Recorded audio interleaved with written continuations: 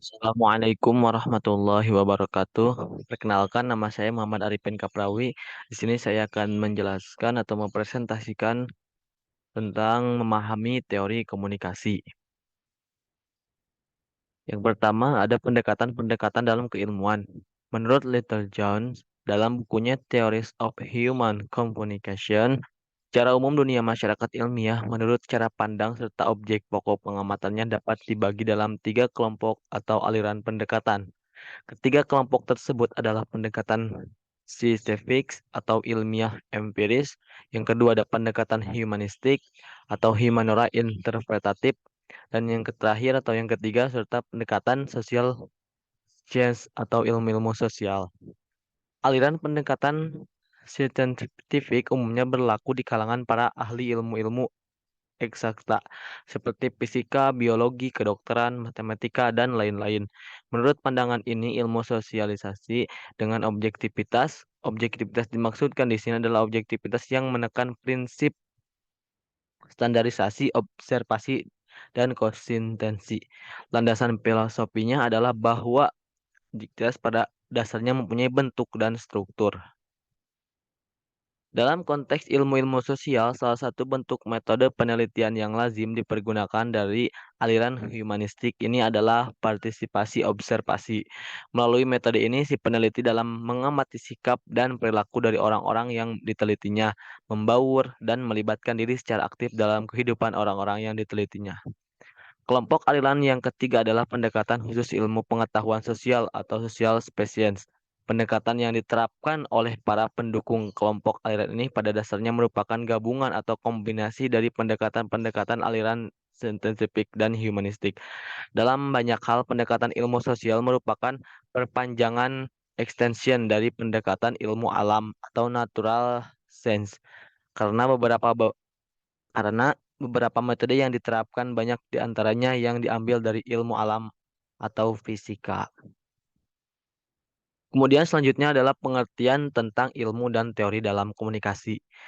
Sebelum membahas tentang teori komunikasinya, kita harus memahami dulu apa itu ilmu. Ilmu adalah pengetahuan tentang suatu hal, baik yang menyangkut alam atau natural dan sosial atau kehidupan masyarakat yang diperoleh manusia melalui proses berpikir. Definisi yang cukup jelas mengenai ilmu komunikasi diberikan oleh Berger dan Covey dalam bukunya mereka, Handbook of Communication Science diterbitkan pada tahun 1987.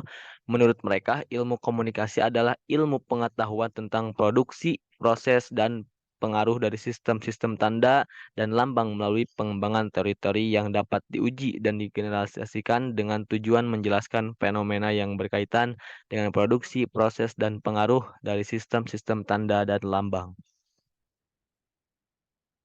Secara umum, istilah teori dalam ilmu sosial mengandung beberapa pengertian sebagai berikut. Yang pertama, ada teori adalah abstraksi dari realitas. Yang kedua, teori terdiri dari sekumpulan prinsip-prinsip dan definisi-definisi. Dan yang ketiga, teori terdiri dari asumsi-asumsi, proporsi, dan aksioma-aksioma. Dan yang terakhir, teori terdiri dari teorema-teorema. Selanjutnya, komponen konseptual dan jenis-jenis teori komunikasi.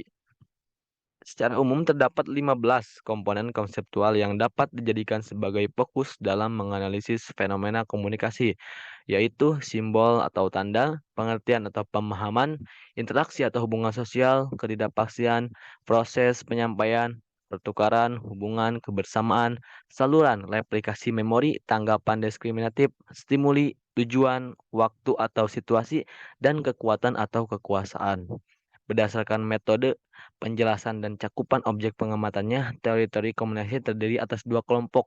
Pertama, teori umum yang mencakup teori fungsional dan struktural, teori behavioral dan kognitif, dan teori konvensional dan interaksional, dan teori-teori kritis dan interpretif.